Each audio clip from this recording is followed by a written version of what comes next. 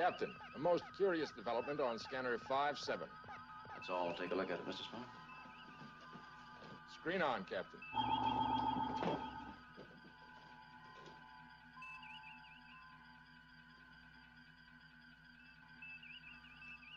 Captain? What in the name of...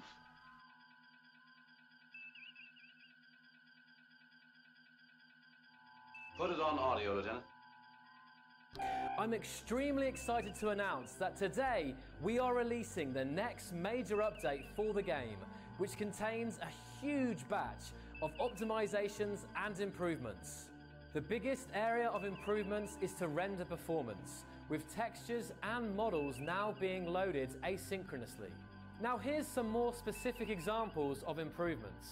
CPU performance has been optimized to run the Easy Start Earth scenario and 16 red ships flying through space at 60 FPS on a 3 GHz hyper-threaded quad-core processor. Meanwhile, GPU performance has been optimized to run the same scenarios at 60 FPS at 1080p on high settings with an NVIDIA GTX 980.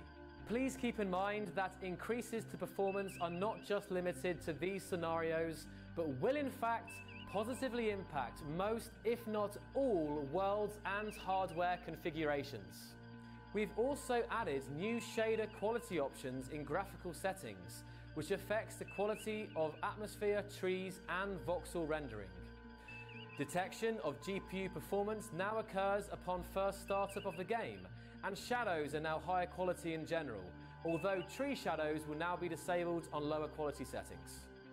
Multi-threading as well as indirect lighting has been fixed on Intel GPUs, and some compatibility issues with the Windows 10 Creators Update were resolved.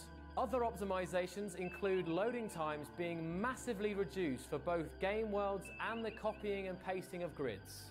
Just take a look at some of the numbers from before and after the optimizations were made. For those of you who are interested, this was achieved by using cached proto-buffer files. Fascinating.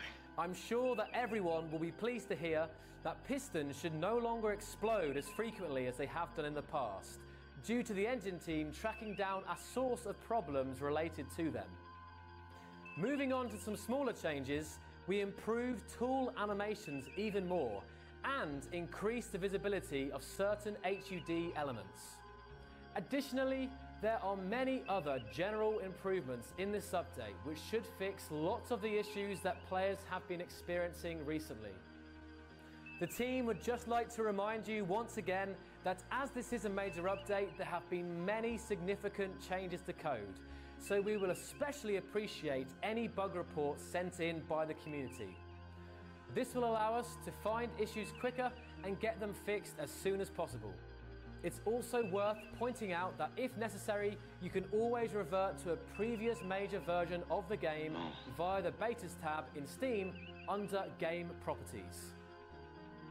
But that's all for now. If you're interested in the full list of optimizations, tweaks, and other improvements in this update, please see the changelog on our forums. Thanks for watching, I'll see you all next week, and here's a quote to end on. The sky calls to us. If we do not destroy ourselves, we will one day venture to the stars.